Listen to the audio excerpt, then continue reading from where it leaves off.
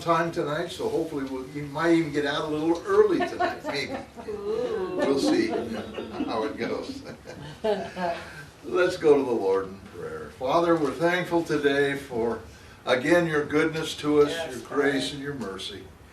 And Lord, we're thankful that we have the opportunity to look into your word and to see the things that you've prepared for us just for tonight. And I pray you will anoint your word as it goes out. Anoint my lips to say just those things that you'd have said. And then anoint each of our hearts to receive that little portion that you have for us. And we thank you in Jesus' name. Amen. Amen. All right, so now we're going to enter into the 6th chapter of Genesis. It's hard to believe, we're only in our 4th lesson. But we have covered a third of the history of the world. Wow.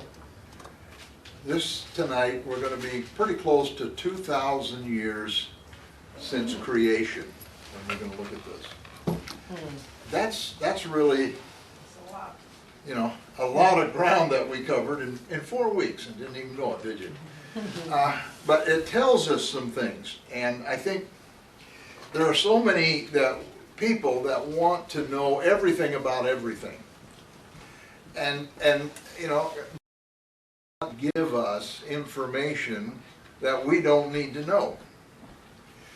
And when you look at the whole purpose of the Word of God, it's all for one thing, and that's just to give us what we need to understand what God has prepared for us. Really, you boil off all the fat, we boil off everything, and we get all of the stories out of Genesis and Exodus, all of the everything, all the law, all of this stuff, and then we get into the New Testament, we get all of that, and really all of it is for one purpose, and that is to get us to the point that we can pass from this life to the next life. And that's really what it's really all about. So anything else is none of our business. And we're going to be talking some more about this as we go along, but I think we need to keep that in the forefront of our minds, because we have people that are ready to go to war over something that is really none of our business. And, we look at God and we try to understand God. Well, if he wanted us to understand him, he would have very plainly told us, because he's very knows everything else. It's none of our business. We can't understand God. No, we can try. We can't understand him. What we can understand is his relationship to us, is the way that he interacts with his creation. Now, we don't know how he interacts with angels. We have a few glimpses, we can kind of see how he kind of interacts with them, but that's none of our business. We don't know if he created other things. None of our business. We talked about that a little bit early in our first lesson. But what we can understand is how he relates to us. In the Old Testament, how did he relate to mankind? And we're going to see tonight, in the Old Testament, how he was a savior in the Old Testament. Right? Something we maybe don't think about that, but he was a savior in the Old Testament. And so we're going to look at that tonight. All right, so let's get started. So let's start with Genesis chapter 6, verse 1. Now it came to pass, when men began to multiply on the face of the earth, and daughters were born to them, that the sons of God saw the daughters of men, that they were beautiful, and they took wives for themselves of all whom they chose. And the Lord said, My spirit shall not strive with man forever, for he is indeed flesh. Yet his days shall be 120 years. There were giants on the earth in those days, and also afterward, when the sons of God came to the daughters of men, and they bore children to them. Those were the mighty men who were of old, men of renown. Okay, this is one of the probably more controversial scriptures that we have, because there's a lot of misunderstanding, or I shouldn't say misunderstanding, there's a lot of theory as to what is really going on here. And this is another one of those situations. If God really wanted us, He would have put more words in here, you know. But it's one of those things that we like to look at, and it keeps life interesting for people like me, who like to delve into things and try to research and try to figure things out. It keeps life interesting. It keeps the Word interesting to us. But also, there are some real truths I think we can learn from these scriptures. So let's take a look at this guy. It starts off by saying that as the number of men grew, their daughters caught the attention of the sons of God. Now, I read one estimate where they did some simple math, and they said if every person had 10 children, now we know they lived to 900, 800, 900 years old. So 10 children would probably be a very small fraction of how, you know, they may have 100 kids. Maybe 200 kids over 900 years. I mean, you know, really, when you think about it, you know, I mean, we live 70, and how many of, you know, 6 kids? I knew one family had 14 kids. I mean, come on, you know. So it's not unreasonable. 10 children average is not unreasonable. In the length of time, when they figured it out, something over 3 million by this time. Wow. And of course, if we look at it and say, well, there was actually 100, then we're looking someplace over 300 million people. So it's not, you know, we're not looking at a little group of 20 people sitting out here. We're looking at a lot of people. We're talking 2,000 years here. Wow. When you think about that. All right, so they grew big, but as they grew bigger, and by the way, it's exactly what happens today. It hasn't changed in, you know, 4,000 years since here. It hasn't changed. As we get bigger, we get more sinful. Mm-hmm. And that's just the way it goes. So there are several interpretations here about what happened. It says as they multiplied on the earth, the daughters were born to them. That doesn't mean that they didn't have any daughters before this time. Otherwise, there wouldn't be anybody very long. But it means that these daughters caught the attention of somebody. And we're going to go through 2 major theories about what happened here. And I'll let you kind of decide which one you like the best. I kind of, anyway, we'll go through it. So the first one is that the daughters of men are the daughters from the lineage of Cain, and the sons are from the lineage of Seth. All right. And what happened here, this is part of the theory, is that the daughters of Cain enticed the men of Seth through their music and their arts. Remember, we learned last week that it was the lineage of Cain through Lamech that music was born and the arts were born. And perhaps this is where makeup came in, you know, where they made their face up, or I don't know. But this is one of those theories. And you can also remember that a mark was set on Cain. Did that mark carry down through his lineage? In other words, were they extremely grotesque, or were they ugly, or, you know, there's that possibility that the women, you know, weren't that attractive, put it that way. Seth, on the other hand, was the lineage that replaced Abel, and it was the lineage through which Jesus Christ would be born. So those women were very beautiful. So you had the men from Cain looked at the daughters of Seth, who were very beautiful, and of course enticed them, and we had this crossing of good and evil. the lineage of Seth being mixed with the lineage of Cain. Now it's not a bad theory at all, but does it fall into the category that would cause God to destroy the earth?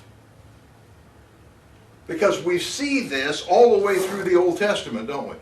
We see the Jews intermixing with the Canaanites. And God said, don't do it. They did it anyway. So you had this intermixing. He never at any time destroyed everybody. He let them go through chastisement. He let the enemies come in, but he never wiped them all out.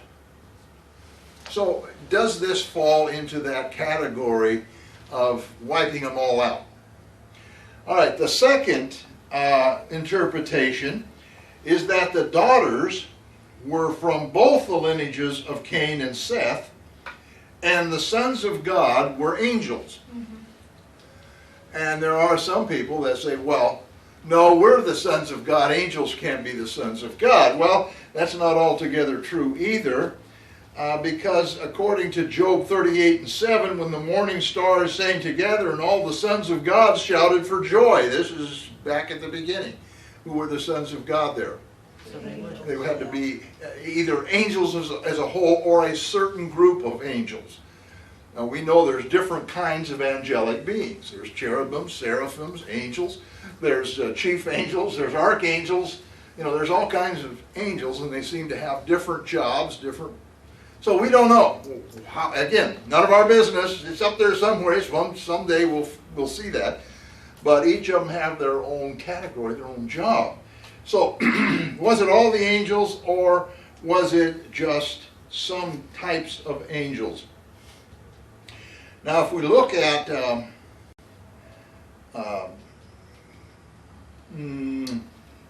Jude chapter 1 verse 6 says this, "And the angels who did not keep their proper domain, but left their own abode, he has reserved in everlasting chains unto darkness for the judgment of the great day."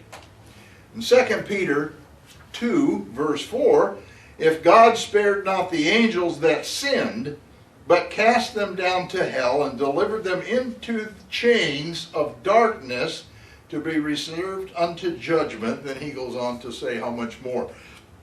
The point here, these two scriptures talk about angels who were bound in chains and everlasting darkness. And people say, well, that's a third of the angels that fell. Well, both of these are in the past tense. God did this. The third of the angels that fell will be cast into eternal lake of fire, future, in the book of Revelation. So it has not happened yet. Both of these scriptures talking about what has happened in the past. So again, we're looking at perhaps these angels. There is a group of angels who did not keep their first estate. That means, and the word is arche, the first place, principality, rule, or majesty, but left their own habitation, and that word is, I'm not going to try to pronounce, means a dwelling place or a habitation. So, according to these two scriptures, there were some angels that left their habitation, left where they were supposed to be, and did something. And because of that something, that sin, they were cast in chains and into everlasting darkness. It's also interesting that the word that's used in the Greek is the word Tarsius. It's the only place it's used. We look at hell, the word hell in the English language, it can mean several things. It can mean Hades, which is the grave, and there are other words and meanings for that word, the English word. Tarsius is also one of those that is in the English language hell. But it is only used with the angels that are in chains. So it's a special place set aside for them. All right. Now, the book of Enoch, and I brought the book, if anybody wants to scan through it, I brought this little paper back there, relates that, and by the way, let me clarify something. I don't believe Enoch is a book that's necessarily in.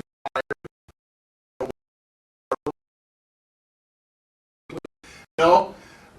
In fact, it very much looks like it was a book that was written over a period of time that covers the period of Enoch into Noah and so forth. In fact, Noah, it appears to have written part of that book because he talks about going to see his grandfather Enoch.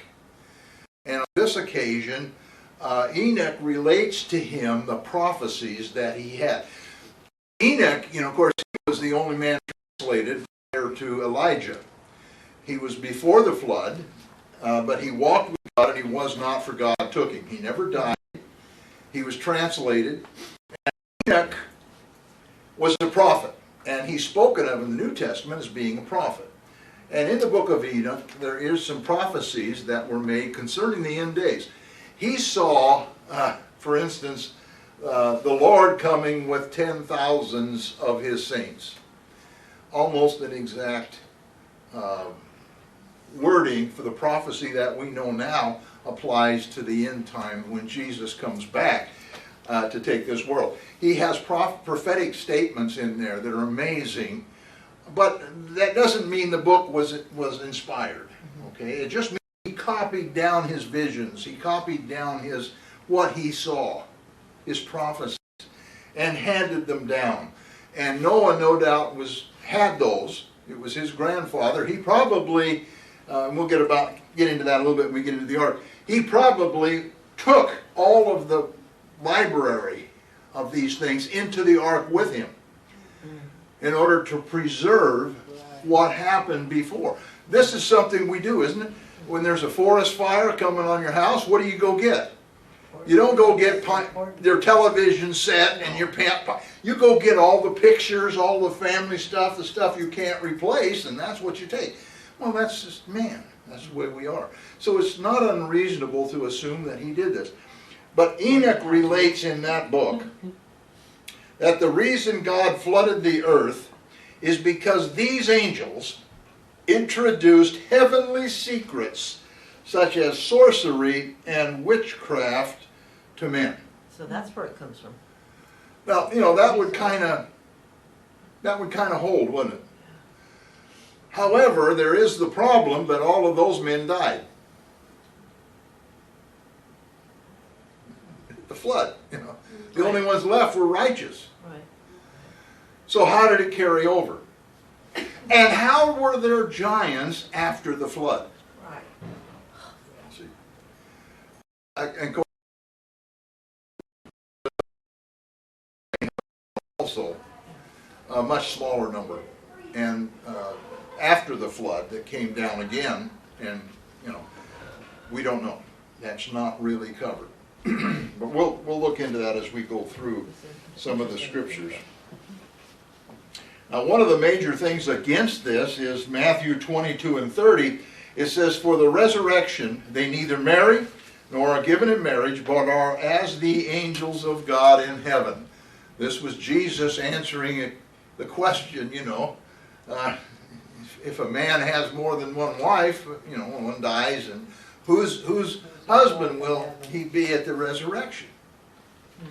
Now, this is, I had to kind of laugh because my dad, he outlived 3 wives. And, and he actually told my brother before he passed away, he said, I'm a little bit nervous when I die, because my mom, she was kind of the, he says, I'm kind of worried about Maxine. When I die, what's she going to do? I think he was half kidding, but whose wife are you going to be? And Jesus said, there is no marriage. You're going to be like the angels. Okay, so that's one of the that's one of the reasons. Of course, that's one that is to me kind of easy to discuss, because it never said they didn't have, it just says that they don't marry. Does that mean they're all male? Well, it says they don't marry, or maybe there just is no marriage in heaven. See, it doesn't say they can't. It just says they don't. I can't imagine people even thinking. Well, What's that? What'd you say? I can't imagine people even thinking that thought. You're going to be so blown away by the music and the light and the presence of God. I think that would be the last thing I would be thinking about. But we're not gonna be married because we're married to the Lamb. Okay, that's one way to look at it. So, Of course, well, I'm not going to get into that. That's another whole subject, and I don't want to get into eschatology tonight. We will be here until 10 o'clock. Right. But let's just say this is one of those things we don't know.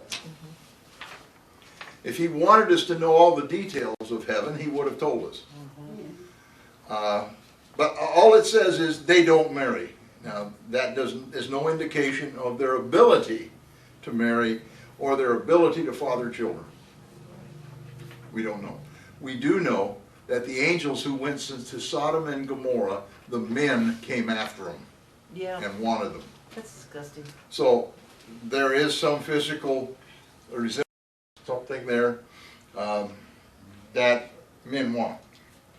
And perhaps in this case, women also. Okay. All right. Because the flesh or physical part of a man overpowered the spiritual nature, God would have to cease striving or contending with men and gave them 120 years to repent and change. This is one of those things, I'm sure you've heard, I've heard it for years, that, well, the men live to be 900 years old, and then because of their sin, God said nobody's going to live over 120, or that's going to be the average. It's not what this is saying. It says that God is giving them 120 years To repent, okay. to repent. That's what this means. When you look at it, the 120 years was not determined to be the average age of man, but rather the length of time he would continue to strive or show his mercy with man. All right. Now Noah, he was called a preacher of righteousness in 2 Peter 2 and 5. And it says this, and speaking of God, did not spare the ancient world, but saved Noah, one of 8 people, a preacher of righteousness, bringing blood on the world of the ungodly. So Noah was a preacher of righteousness. Now, there's a little thing here that kind of makes you wonder. It says Noah was one of 8 people. It doesn't say the other 7 were righteous. Oh, wow.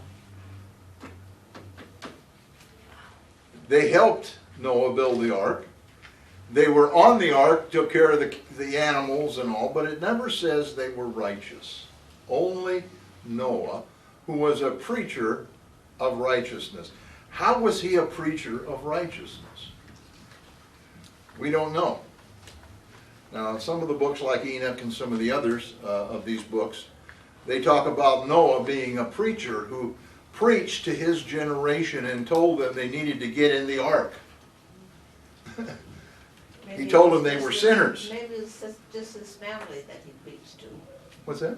Maybe he just preached to his family. He may have just preached to his family, but like I say, the books of Enoch and some of these others, they talk about Noah preaching to his generation. In other words, telling people that you need to repent.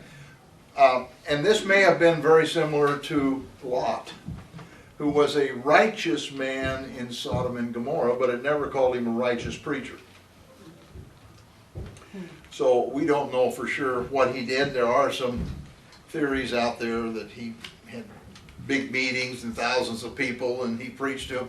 Well, that's possible, you know. But we just know he was a righteous man who preached.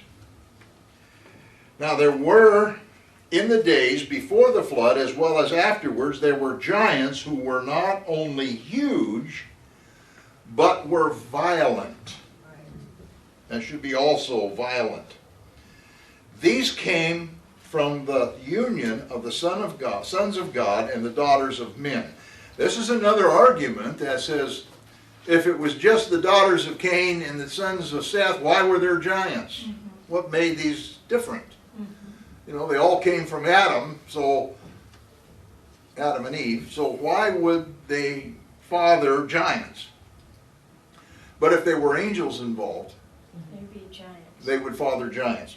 And, you know, we think about them being huge men, and they have found skeletal remains of some of these giants that were over 9 feet tall. Mm-hmm. You know, when they went in to the promised land, they killed a king, and they found his bed, actually, archaeologists, and measured that thing, and it was, I think, 8.5 or 9 feet long, the bed. So these were big men. But the word here is that they were not just big men, but they were mighty, warlike men who were famous for their strength and fearlessness. And you know, we keep thinking in the ways that we are today. But think about before the flood. There was no government. There wasn't any idea of kings and courts and armies. And now that doesn't mean they didn't go to battle, and you may have had groups that got together and say, hey, you know, we can train a little bit here, but there wasn't this idea of big armies, you know. So who ruled? It was the ones who were the biggest, the meanest, the ugliest, you know, the most fearless, and that was these guys. And, you know, David, of course, fought Goliath, and, you know, one of his brothers had 6 fingers and 6 toes on each foot and hand, you know. I mean, they were kind of misformed. You know. But these were noticed before the flood and after the flood. And there was, in our study of Judges, we looked at some of this battles that went on with some of these giants, the Rephaim they were called. And of course David, it was interesting, he killed Goliath with 5 stones. He took 5 stones. Well, Goliath had 4 brothers. So, you know, and they all died under David. He didn't directly kill them all, but his army did. So under him, all 5 of these brothers died. That's just kind of an interesting little side note there. All right, let's move on. Verse 5. Then the Lord saw the wickedness that the wickedness of man was great on the earth, and that every intent of the thoughts of his heart was only evil continually. And the Lord was sorry that he had made man on the earth, and he was grieved in his heart. So the Lord said, I will destroy man, whom I have created from the face of the earth, both man and beast, creeping things, and birds of the air, for I am sorry that I have made them. But Noah found grace in the eyes of the Lord. So, we see here why God destroyed all of these animals and breathing things. It was because he was grieved in his heart. I think that's interesting. I think it's something we really should take a close look at. God did not destroy them because he was mad. He didn't destroy them because he was so angry at what they had done. He destroyed them because he was grieved. Here he had created something that was supposed to be perfect, something that was supposed to be the epitome of goodness. And look where it had progressed from the Garden of Eden, where all they did was eat a piece of fruit they shouldn't have. To the point now where, look at this, their thoughts were evil continually. If they weren't doing evil, they were thinking about evil. Does that sound familiar? What are the thoughts of men today? Evil. It's evil. Now that's not everybody, it's not 100%, no. And I'm sure in that day they weren't all 100% either. But the only way that God could stop this evil generation was to destroy them. Now there's some things here that are kind of a little bit misleading here.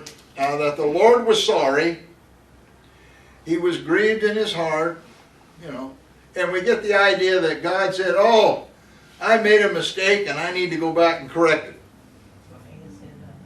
But Numbers 23:19 and 1 Samuel 15 verses 7 and 29 teach us that God cannot repent or lie. The idea being of God being sorry, grieved, or repenting are anti-properties. Anti-properties. In other words, it can't happen. Okay? Oh my. You cannot ascribe human passions or feelings to God. When God said He's sorry, we automatically say, oh, He was so sorry. That may not be what God's meaning of sorry is. Because He knew before He ever created the first thing on that instant that He stepped out and said, let there be, the world, let them be in existence. He spoke that word before He ever did that. The Bible says you and I were in His mind. The Bible also says He knew Jesus Christ was going to die before He made the first Adam.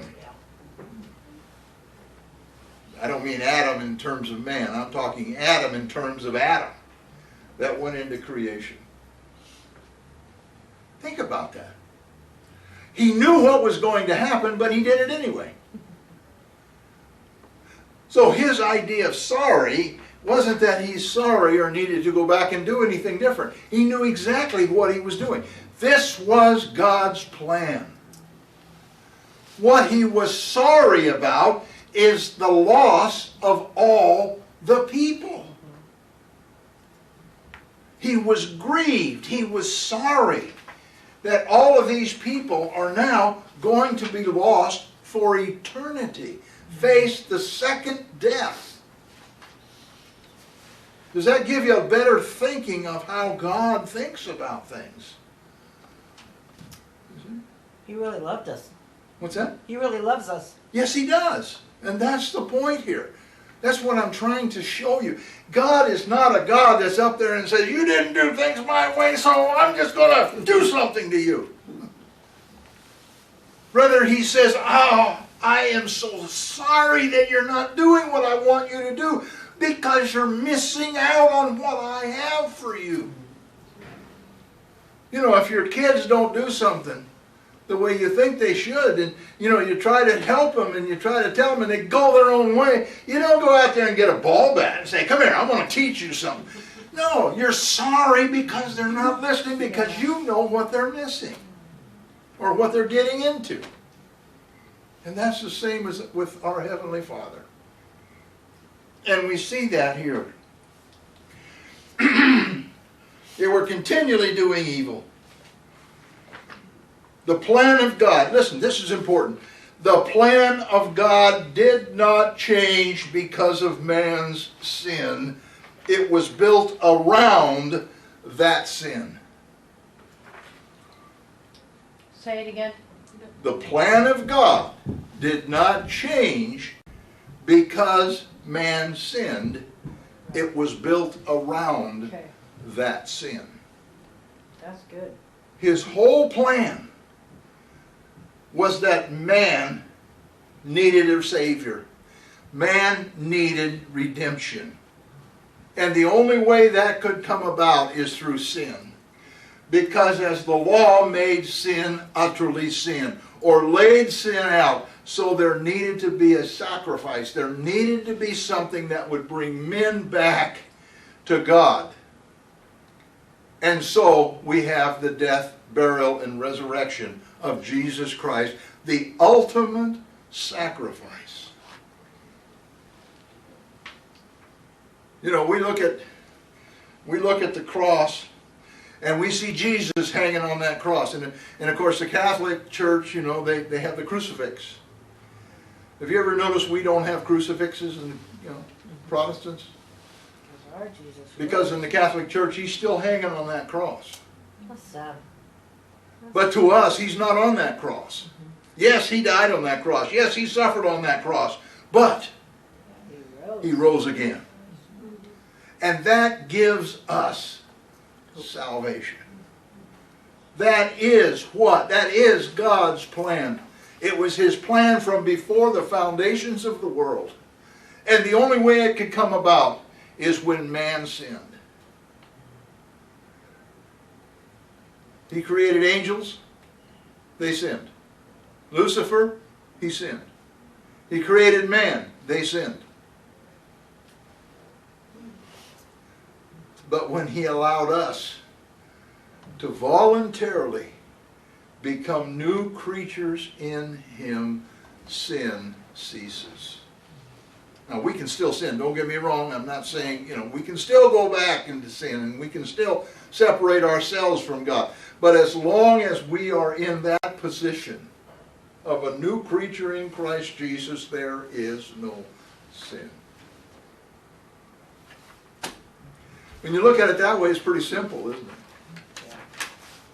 And yet it's hard for people to realize that. Because we cannot think like God. All right.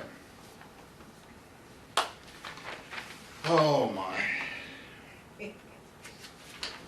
So the answer to the complete sinfulness of man was the complete destruction of them. Now the birds, the animals, these were peripheral damage, since none of them are capable of sin. They have no souls. They're not, they don't have the reasoning capability of man. We are the only ones that have, of all of God's creation, man is the only one who has that ability to sin. Sin being putting yourself in a position away from God. But they had to die. Why? Because they were put on the earth to serve and to be used by man. Man polluted the animals through their sin. Also, of course, he was going to flood everything, so unless you were a fish, it was going to be pretty hard to live. All right. I got a question for you. It's probably. What's that? I have a question for you, and it's. There's going to be animals in heaven, right? What's that? There will be animals. Okay, that's what I. Okay.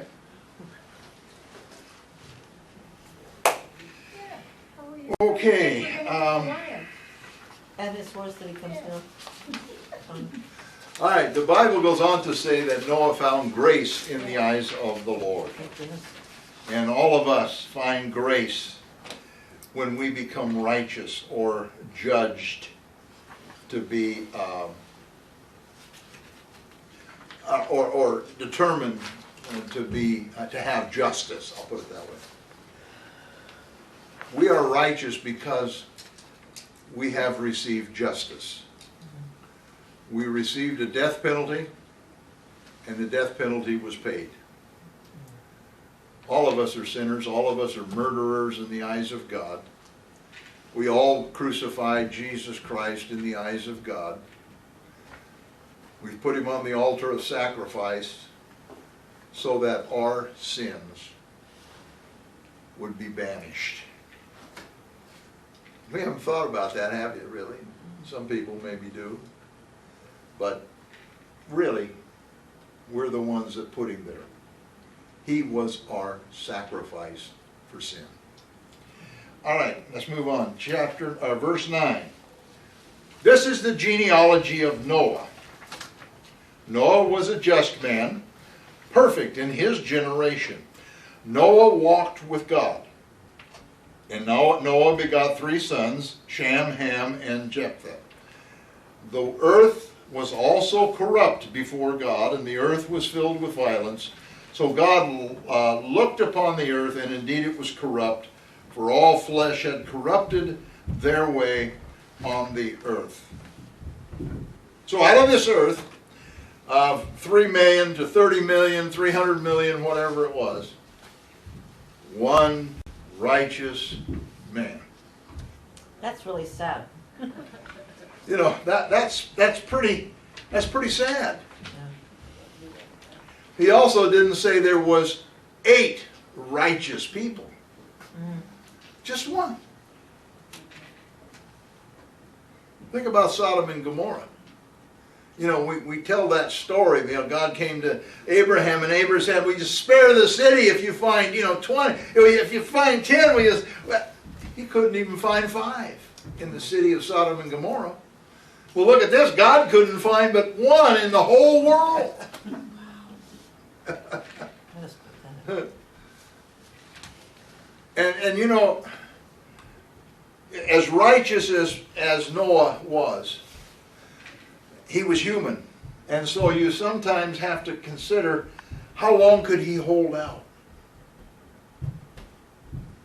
If Noah had of turned his back on God, like all the rest of them, if he would have just said, it's too hard to keep this up, I'm just going to go out and have fun like everybody else, what would have happened? We wouldn't be here. God would have had to recreate everything, wouldn't he? Or at least recreate man and animals and stuff.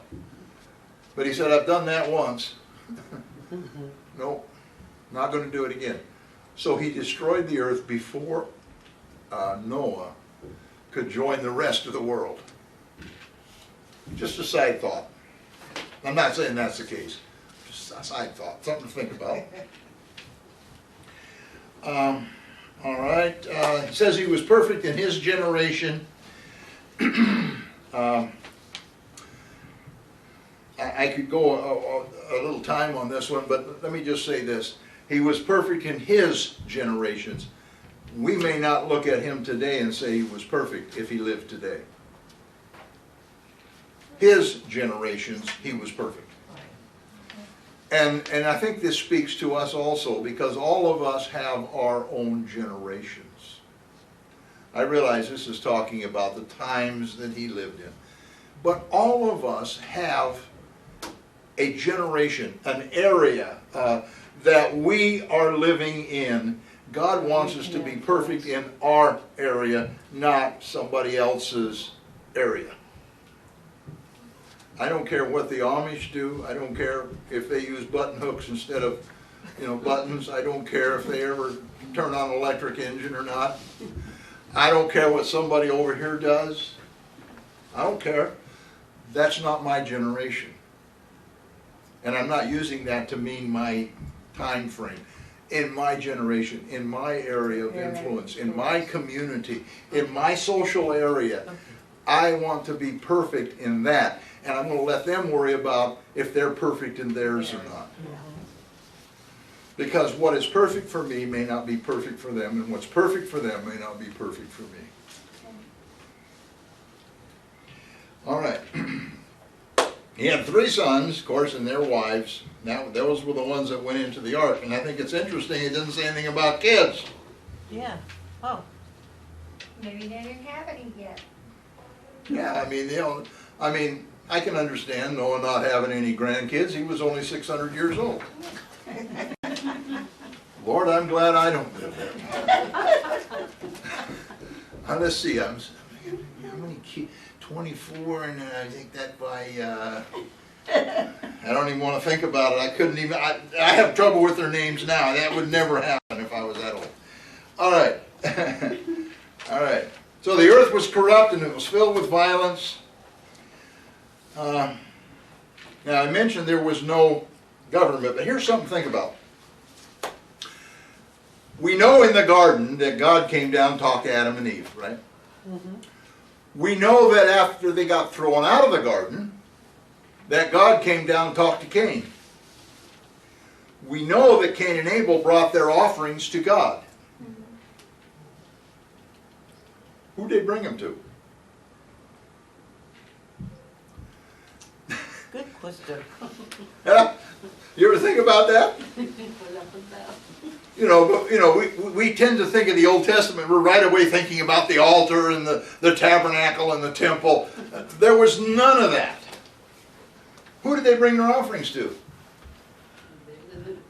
Who did they worship? Who did they talk to? Did God come down on the earth and walk around like he did in the Garden of Eden? Was he recognized as the God? Did he send his angels to talk to them? What's that? Did he send his angels to talk to them? He may have, but the point here that I'm making is there was no other gods. Everybody would have known that God created everything. We have no information that there were any other gods or any other form of worship or anything. So there was no government. So who ruled? Who was considered the supreme ruler of the earth at this time? We don't even hear anything about Satan or the snake or the serpent or anything. All we know, we don't know. It's just interesting to think that here we are looking, even though it's been 2,000 years since the creation, you're only 2,000 years from creation. How many actual generations are we looking at? Because they lived so long. So Noah, when you look at it, Adam, he lived 900 and some years. So Adam and Eve were telling everybody about hey, you know what, I'm out of the dirt. I'm just a dirt ball. God just took a dirt ball and breathed into me and here I am. And Eve, she said, yeah, well, I'm part of him. He was a dirt ball, now I'm a dirt ball. And really, but they shared the story, and I'm sure Seth shared the story, and even Cain, he knew. They knew God. They walked up and talked to God. And evidently Noah talked to God. We know Enoch talked to God. So was God there on the earth walking around? Did he have some place where they came?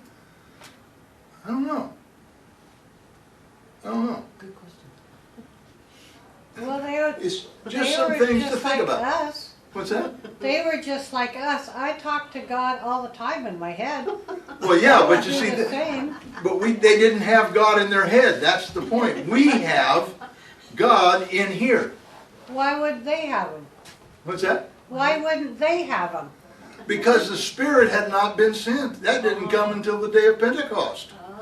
When Jesus said, I'm going to go away. Up until that time, nobody felt the presence or talked to God in their heads. Except possibly, John the Baptist would have been possibly the first one. David, perhaps, because the Bible says the Spirit came upon him. Mm-hmm. So he may have had that type of communion. Otherwise, it was a matter of theophanies.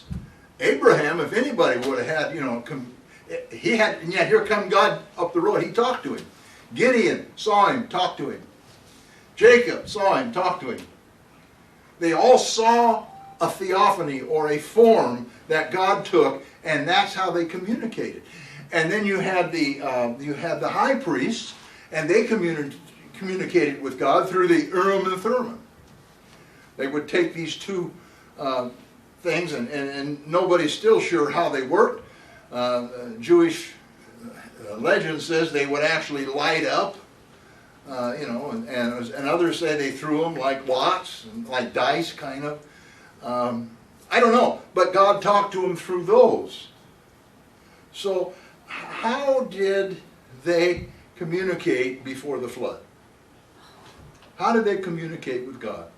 Offerings? See, Or did we they- don't know. The only instances we have is where God came and walked, and Adam, notice, heard him walking through the garden. You know, he's a pretty big guy, so he probably shook the earth pretty good walking through the garden. And we know that God talked to Cain prior to this, and we know he talked to Enoch, and we know he talked to Noah. But was this knowledge of God universal at that time? Was God recognized as really the only supreme being? And there, in spite of that, and this is where I'm coming to, in spite of that, their thoughts were evil continually. Now, if I knew that God himself was there, I think my thoughts would be, how much time can I spend with him? Not, how can I do something against him? And of course, then there is the other thing. We don't have any rules that were ever given. No laws, no rules. So how were they evil? Just some things to think about, okay? Good question. Just throwing them out there for you. I like to mess things up, I like to mess your heads up a little bit. It's already messed up. But these are some things to think about, meditate on, and then see, how does that apply to us today? We don't have a central God or a physical God that walks in or takes a form and sits down and talks to us. But you're absolutely right. He talks to us here and here. And How could he create the earth and not go on it though? what's that? Why would God create the earth and not visit with the people? Well, I'm not saying he didn't visit with his people, but I'm saying he probably did it in physical form. Walking around visiting with people. Well, that would, Remember Okay, now, you're in the his future. original plan was to be in the garden with Adam and Eve. They sinned. They brought knowledge of good and evil. So they pulled themselves away from God. And by thinking about evil, because now men knew the difference between good and evil, by thinking on whatever it was that was evil in those days, by staying on that, they were not thinking about God. So they were not on the good side, they were on the evil side. God's never talked to anybody who was evil, other than to bring judgment on them. He didn't sit down and talk to them. right. All right? So I hope this kind of answers that question. These are some of the things we can ponder, never come to a real conclusion. But when it comes to talking to God, I want to relate a quick thing here. I'm a strange person. She'll tell you I'm very strange. Thanks to Michelle, I like jigsaw puzzles online. And so I found an app that I use that has these beautiful jigsaw puzzles, and it's like 600 and some pieces, and they all swivel and turn, and and they're very difficult. And so I have one of those open all the time. And I may be doing school work or putting lessons together for here or whatever, writing a book or whatever I'm doing. And my mind just kind of shuts off. So I open my jigsaw. And I may spend a couple hours just playing with my jigsaw. But I have the kind of mind, like I said, I'm a weird guy, but I have this mind, and it's kind of two sides. This side over here, I think about things and I meditate, but this side over here has to be doing something. Otherwise, I go to sleep, or I just can't think. It does, nothing happens. So a lot of times I'm playing on my games over here, and this side is saying, well, that fits here, and that, and this side over here is saying, I wonder what this scripture means. And I meditate. Well, I was doing this the other day, and in fact, yesterday, I think, or day before, and I was doing this puzzle, and I wasn't feeling real good. I've had some problems with stomach, you know, and I just didn't feel, my back was hurting me, and I was just sitting there, and I was kind of doing this. And in my mind, I started singing some songs. In my mind. And I'm just going over these songs. And all of a sudden, the presence of the Lord just came into that office, and I'm sitting there doing a jigsaw puzzle. The tears are running down my face, and I'm just praying and singing songs while I'm doing a jigsaw puzzle. You know, that's strange. I know you may look at it and say, you must be nuts. No, that's the way my mind works. I'm sorry, but I meditate that way. And that's the way that I communicate with God. You know, some people, they go get themselves physically in a closet and close the door, and they'll pray in there for hours. If I went into a closet and closed the door, in a couple of hours you can wake me up. Mine just shuts off. But that's you know, everybody has their own way of worship. Right. And so it doesn't matter what form he took before the flood. The point is, we need to know what that form is and use it. Don't think you have to worship like anybody else in the world worships. Some people love the music we have and they can just worship. We've had some great worship services, and some of those songs, I look at them and I say, my Lord, how do you ever sing these things? You know, I'm used to the, you know, 4-part harmonies, and, you know, those kinds of things. And I've struggled trying to figure some of these songs out. Other people, they just get in and worship. Well, I can go to where other people just get in and worship for 4-part harmonies, so including young people. So it's just what fits you. Use it, worship with it, meet with God there. Yeah. All right. Verse 13. And God said to Noah, the end of the flesh has come before me, for the earth is filled with violence through them, and behold, I will destroy them with the earth. Make yourself an ark of gopher wood. Make rooms in the ark, and cover it inside and outside with pitch. And this is how you shall make it. The length of the ark shall be 300 cubits, its width 50 cubits, and its height 30 cubits.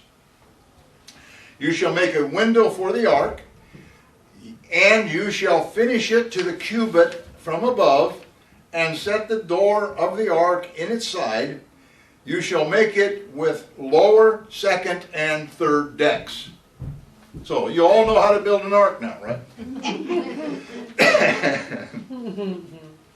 Because the condition of man had fallen to the point, God was now at the point of destroying them, which includes all the animals, anything that breathed life. And he was going to do it with a flood. All right, God commanded Noah to build an ark out of gopher wood and completely cover it with pitch. Now, That would take a lot this of is, pitch. everybody wants to know what gopher wood is. Yes. And that's probably one of the, well, it's one of those things we do not know, period. That's all I can tell you.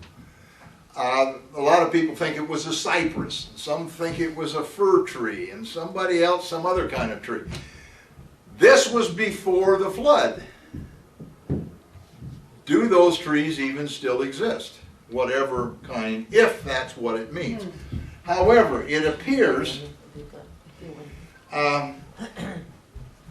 that it may not have referred to a type of tree at all, because the word gopher can either be a noun, a verb, or an adverb.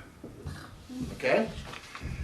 Due to the similarity between a G and a K in the Hebrew alphabet, both resemble a backwards C, by the way. Some have suggested that the first letter in the word gopher should be a scribal, or could be a scribal error, and that the word should be kopher, or K. Kopher is a Hebrew word translated as pitch in Genesis 6 and 14. Pitch is a waterproof covering. No one knows for sure what kind of pitch Noah used, and it is not likely to have been petroleum-based, as flood geologists believe that is a product of the flood, anyway, and it's sedimentation and all of that. But it is this scribal error theory is correct, then the word would properly read, in effect, make yourself an ark of pitched wood, make rooms in the ark, and cover it inside and outside with pitch. Now that would make a little more sense. That would mean that each piece of wood was covered with pitch. He built the ark and then he slew pitch all over it again to make sure it was watertight and sealed. That kind of fits better with what's being said here. Don't know.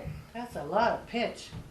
It's a lot of pitch. I don't know where, but he had 120 years to get it, so you know, I presume he okay. found it somewhere. Now, the length of the ark was to be 300 cubits. And how big is a cubit? Well, there's different ways of determining a cubit. There was the what they call religious cubit, which was, I think, 1.3 feet per cubit. There was the political or secular. There was another one that's... Anyway, what they've determined is that it was 1.7 feet per cubit, which means the ark would have been 510 feet long, which is about the length of a football field and a half. It would have been 50 cubits or 85 feet wide, and 30 cubits or 51 feet high. So here I have, you may have heard of the Ark Experience, which is in Kentucky. Oh, that's a lot. They built an actual ark according to these dimensions. This is a artist rendering of them making that ark. You can see it up there. I'm out of everybody's way. And here they are actually building it. Let's go see it. So this kind of, I think, gives you, I hope, some idea. You can see all of this heavy equipment down here. And you can see the size of that guy. This is the largest wood frame building in the world, right here. Is it covered with pitch? I don't know, no. They don't think they've covered this one with pitch. I mean, it would be kind of messy for people to get around it, you know.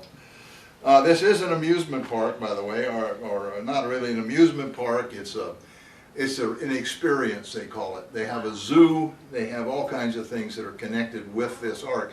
We're going to get there one of these days. I'd love to go there. Here's the door. This guy is either putting it up or taking it down. I'm not sure. Kind of gives you an idea of the size of the door. And here's a shot inside. They have built this thing complete. They put animals in it. Now they're not real animals. They're sculptures. But they put the animals in it so you get a feeling for size. Here's an elephant, and it kind of shows you this is one deck. And he's not cramped at all. Pretty good size. And then there's a rhinoceros back in the background there. Here's another one. Now these are kind of prehistoric. They threw some prehistoric stuff in there, some dinosaur type animals, because we don't know what survived and, you know, since the flood, how many are still around or not around. Sure, there are a lot of species are no longer here. But you can see the way this is built. There's a lot of room in there. Imagine how it smells. This kind of gives you a feel. You can put 3 space shuttles, nose to tip, on top of the roof. Wow. On top of the roof. Oh, wow. The height is the same as a 4-story building.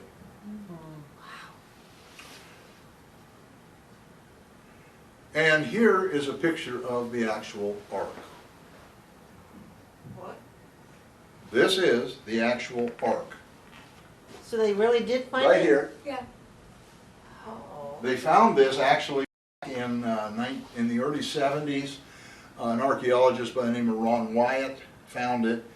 Everybody's foo-fooed the idea. They said, oh, you're crazy. It's supposed to be up on the mountains in the snow of Ararat. But the Bible says, it doesn't say it landed on Mount Ararat, it says the mountains of Ararat. And this landed at some point a little higher and slid down. This is exactly 510 feet long, Wow. 85 feet wide. And of course, this is just the structure, the big beams that went around it. All the rest of it has long since gone. But it shows us the exact size of the ark. And you can go out there. There's a website, it's called anchorstones.com. They have videos of this. They have all the information. It's really interesting. This guy also found the crossing of the Red Sea. Everybody said, you're crazy. Now they all agree that it was at the Gulf of Aqaba where they crossed the thumb of the Red Sea. Goes up in there. There's chariot wheels down in the, he found the chariot wheels with gold on them. I mean, you can go out there and find it. He's found the Ark of the Covenant, and he has found Mount Sinai, the exact location of Mount Sinai, and he did all of this by following the Bible. All the other archaeologists, they followed the traditions that were in the area. He followed the Bible and he found all of these. It's very, very interesting. But anyway, you can go out there and look at that. By the way, since this was taken, there was an earthquake in 1978, and so part of this broke off down at the bottom. But they now have drone shots of it. You can see where they did radar, you know, they went over it with these magnetic things. They found steel rivets down in the wood. They did a core sample that went in with this big core sample, and they tested it, and they found large feline fur, hair, and in the fetus, from large cats. All of this, so it all shows and all points to this being, in fact, Noah's Ark. Wow. So kind of interesting. This is a piece of wood from Noah's Ark. It's petrified, so it looks like rock, but that's actually pitch. They've done tests on it. It's got pitch on the outside, and this kind of gives you a feel for how big the beams were he put in this thing. And remember, this is 4,000 years ago. Wow. And yet they were able to do this kind of work to build that big of a boat. Who do you think, did he and his family build that thing, or did they have other people helping them? The Bible only says it was him and his sons. Wow. However, there is, in the book of Enoch, it is mentioned that the angels also built the ark. So there is a thought that perhaps there were angels involved with some of this heavy stuff, But that's, like I said, that's whether good or bad, I don't know. Another day, huh? All right, I just wanted to show you that, so it's kind of. Now, as far as capacity, the ark had the same storage capacity as about 450 standard semi-trailers. A standard livestock trailer holds about 250 sheep. So the ark would have the capacity to hold at least 120,000 sheep. If you just wanted to take sheep. That's a lot of sheep. Now there was a window at the ark which was possibly skylights, or at least at the top of the ark, because Noah could not see the flood.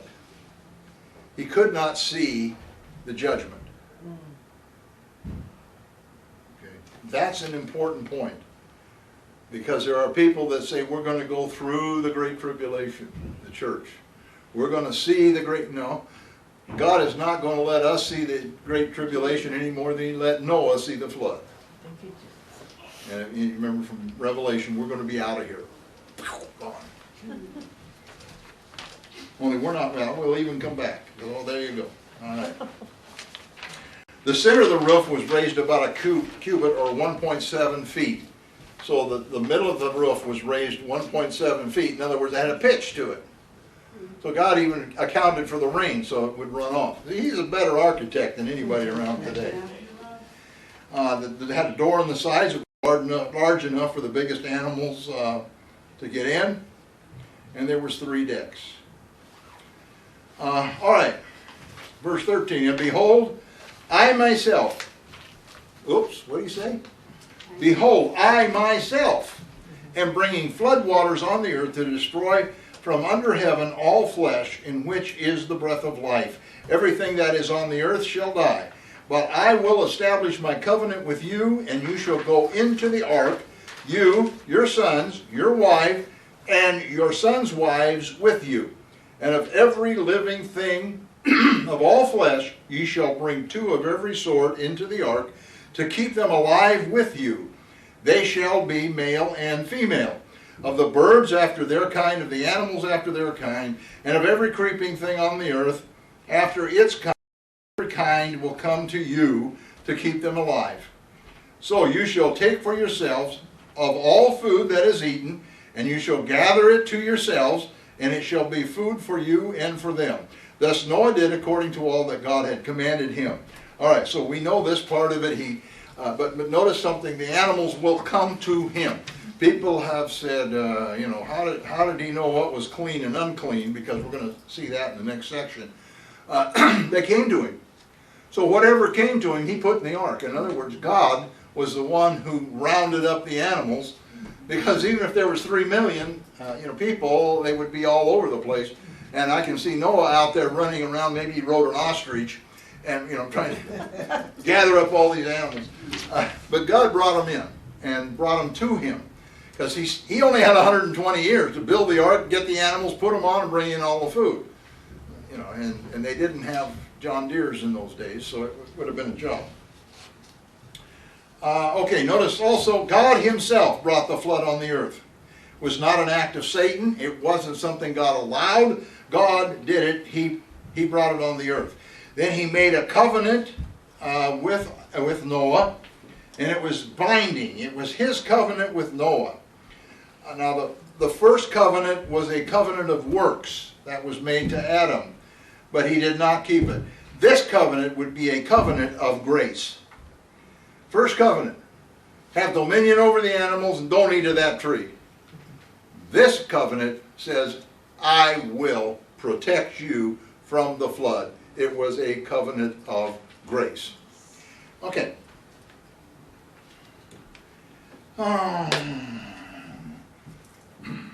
Now he was to take a male and a female of every species that came to him. All right, let's go to verse 7, chapter 7, verse 1. Then the Lord said to Noah, come into the ark, you and all your household, because I have seen that you are righteous before me in this generation. You shall take with you 7 each of every clean animal, a male and his female, 2 each of animals that are unclean, a male and his female. Also 7 each of the birds of the air, male and female, to keep the species alive on the face of all the earth. So after 7 more days, I will cause it to rain on the earth 40 days and 40 nights, and I will destroy from the face of the earth all living things that I have made. And Noah did according to all that the Lord commanded him. Noah was 600 years old when the flood waters were on the earth. All right, so here's God. He's telling him, look, I want you to bring 7 clean animals and 2 unclean animals. That means he brought 14 clean animals, because it said they came in pairs. 7 pairs of clean animals and 2 pairs of unclean animals. What would be an unclean animal? What's that? What would be an unclean animal? Well, we don't know what it was then. We know what it is under the law. Okay. That's what I'm saying. Noah probably didn't know, but he didn't really care, because all God was saying is, I'm bringing you the animals, and there's going to be 14 animals. If you see 14 sheep, they're clean animals. If you see 4 pigs, those are unclean animals. Okay? So it wasn't up to Noah to make the decision. God made the decision, and it was only up to Noah to recognize that and to make sure he had enough food in there to supply all of them. Secondly, God said, I'm giving you 7 days to get them on board. The ark was finished, it's ready to go. Now you've got 7 days to get all of these animals on board. That could be a job, However, there is some estimates that say there was probably only 300 species at that time. How true that is, how they figure that out, I don't know. But they do. All right.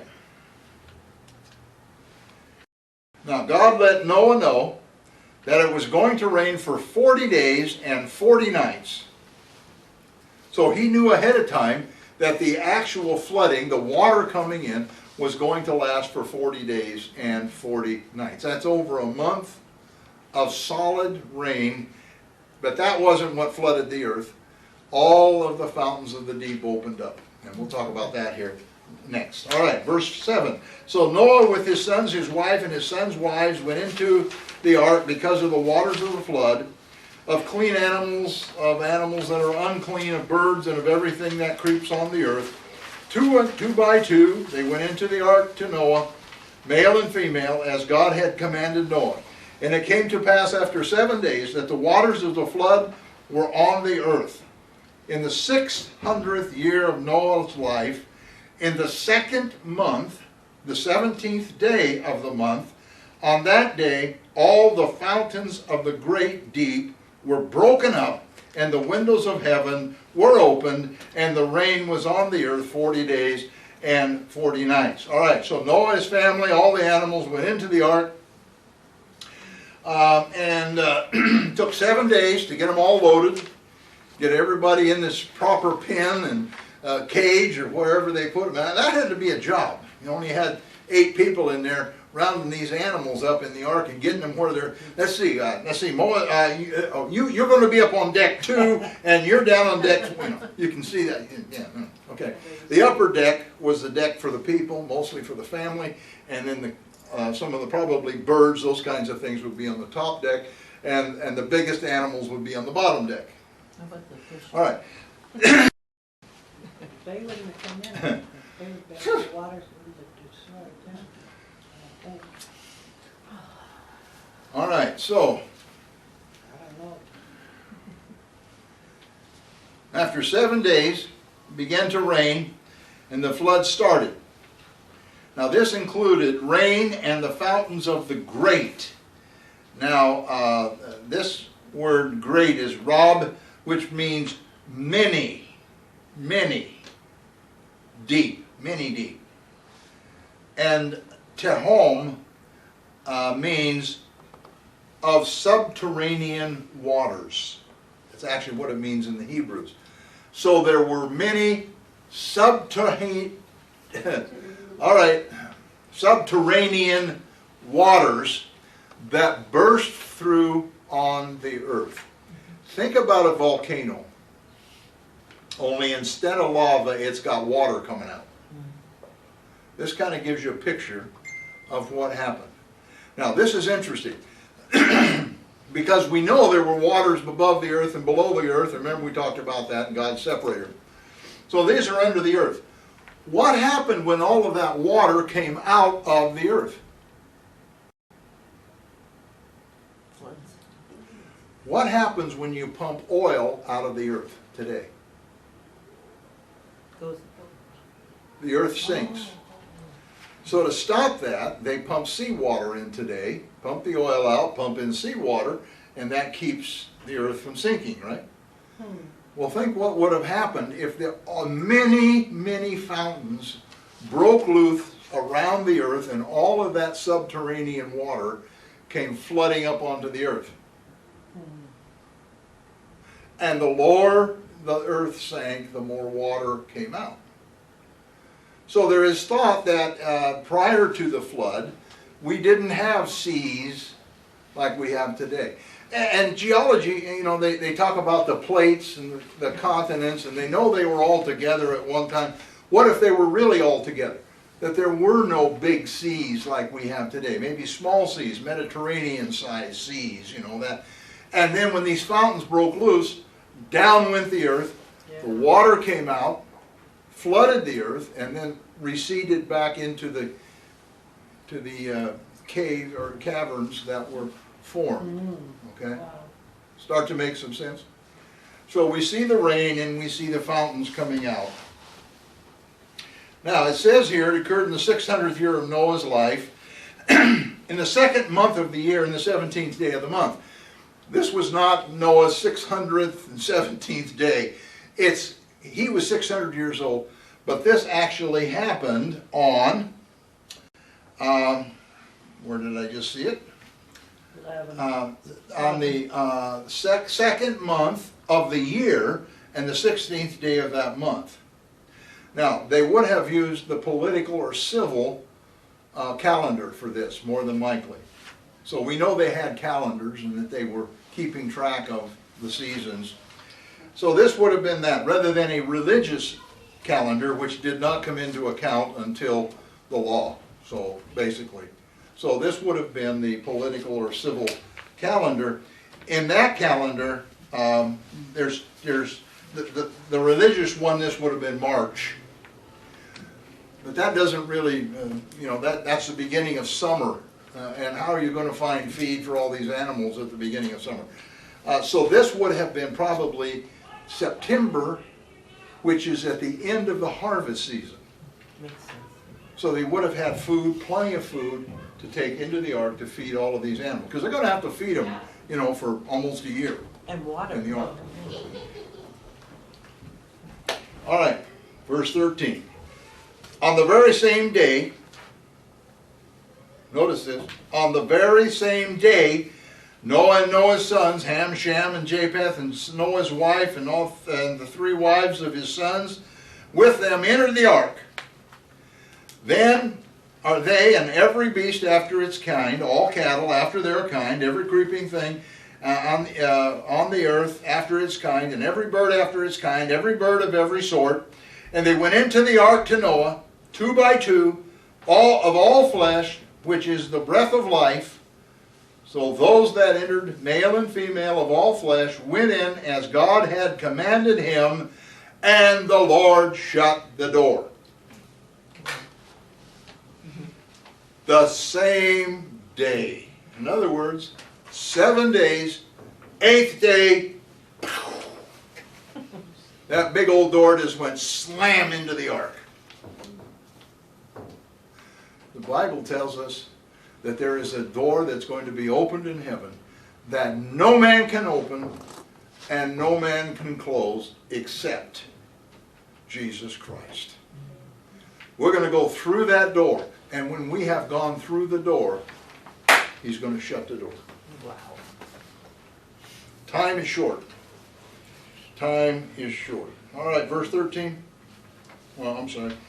Verse 17. Now the flood was on the earth 40 days. The waters increased and lifted up the ark, and it and it rose high above the earth. The waters prevailed and greatly increased on the earth, and the ark moved about on the surface of the waters. And the waters prevailed exceedingly on the earth, and all the high hills under the whole heaven was covered. The waters prevailed 15 cubits upward, and the mountains were covered. All flesh died that moved on the earth, birds and cattle and beasts, and every creeping thing that creeps on the earth, and every man. All in whose nostrils was the breath of the Spirit of life, all that was on the dry land died. So he destroyed all living things which were on the face of the ground, both man and cattle, creeping things, and bird of the air. They were destroyed from the earth. Only Noah and those who were with him in the ark remained alive. And the waters prevailed on the earth 150 days. All right, so as the water rose, it began to float the ark. Now, think about this. If you and me went out and got in the boat, and the water rose, and the boat started going, back and forth, would we be worried about it? Yeah. Because especially up here, who hasn't been in a boat at some point in your life? Even if it's a rowboat, if you really want to know what that's like, go down to Westport, take a fishing boat out and cross the bar. Oh, that's fun. Really? Oh, boy, that was That's wild out there.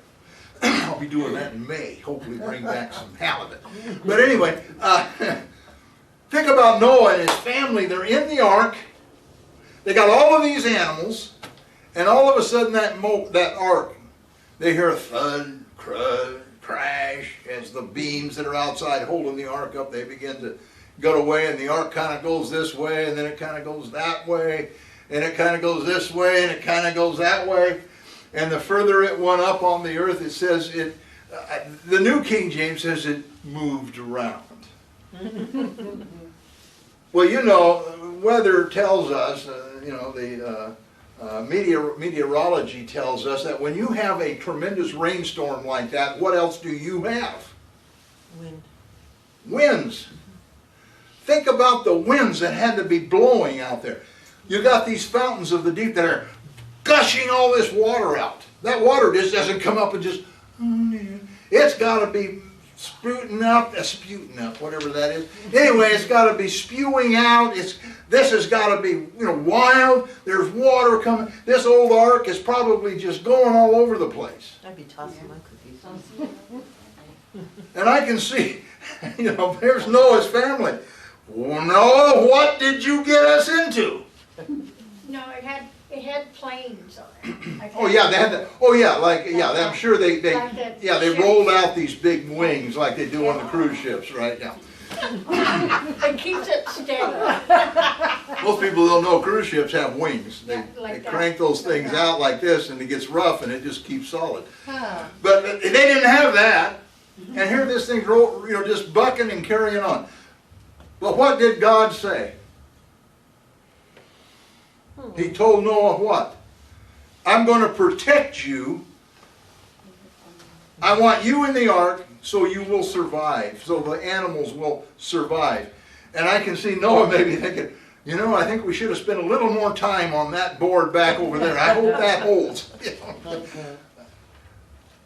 So there had to be uncertainty. There had to be unease. They had never been on a boat in their lives. This was the first time. And think about the animals. I mean, here's that poor elephant down there. Oh, I got to get my sea legs on here before I tear this boat apart. Can you imagine the smell? Well, yeah, you had all of that. I mean, this was not a pleasant situation, I'm sure. Although there is some thought from Jewish literature that God provided a ventilation system that actually worked to pull the odors out and so forth, the windows across the top and all. So, I don't know. But my point here is they had to have complete faith in Jesus. Or not Jesus, I'm sorry. Complete faith in God. They had to have complete faith in God. He said, Yahweh said, I'm going to put you in the boat and I'm going to bring you out the other side after this flood's over and you're going to repopulate the earth. That was a statement. They held to that statement, and even though they were, I'm sure, scared to death, at least the first few hours on that boat, they held true to their faith. They were probably on their knees. Yeah, God help us. Help us, Lord. So the water rose, it floated the ark. The waters rose until they covered all the high hills. All the high hills were covered. Today, that would be, if you're over in Israel, that would be the Judean hills. That would be those, what they call mountains that are, we've saw about 2,000 feet tall, at most, some of them, and some of them we've talked about where they had battles and all of this. It covered those. But it didn't stop there. It said it went on until it was 15 cubits upward and the mountains were covered. What that means is the mountains were covered by 15 cubits. The highest mountains were covered by 15 cubits. That was half of the height of the ark. So it would have been 25 and a half feet of water over the highest peaks. Wow. Now there are people that say, well, it was really only a local flood. And I've read one of the commentaries, a well-known writer, author of commentary, and he goes into great detail about how this was only in this particular area where this flood occurred. Well, if that's true, we know it had to have covered Ararat. Well, I got news for you. Ararat is 5,137 meters high, which is 16,853 feet. Wow. If the flood waters covered Mount Ararat, it would have, It would not be contained in that area. Point being, it would have flowed over the whole, it would have covered India, it would have had to cover everything. And if it's doing that, it would have had to cover the whole earth, that's the point. It could not have been local. And this is proven by geologists who have found seashells and all kinds of things that shouldn't be on mountains, like the Alps, places. Where'd all this sea stuff come from? We got no ocean. Well, here's your answer. Also, as I mentioned, because of everything sunk, they actually have found parts of cities in some of the deepest seas. Wow. Where'd they come from? Well, there's your answer. God knew what he was doing. Everything died on the earth that was not in the ark. And after 150 days, the waters began to subside, or subsided down pretty good. Anyway, we'll find out about the earth, about the ark next week, settling on the mountains of Ararat. And that's it for tonight. Any questions? This is so interesting. Yeah, this is, we look at the story of Noah and the ark, and it's like so many Bible stories, we just look at it. It's like David and Goliath. Okay, he went out and he killed the giant. Okay, God got that. But we don't really sometimes see all the little details. And it's those little details, I think, that should be building our faith, helping us to understand why that story is in here. If it's in here for a purpose, not just to tell us the history of, because I'm sure there were a lot of things that happened in those 2,000 years that we don't know anything about. But it did not pertain to us. It does not help us fulfill the plan that God has for us. That's it. So anyway, any other questions? All right, next week we will continue. We'll see the ark landing and what happens, and I got some more pictures for you. Well, thank you. So we'll look at it next week.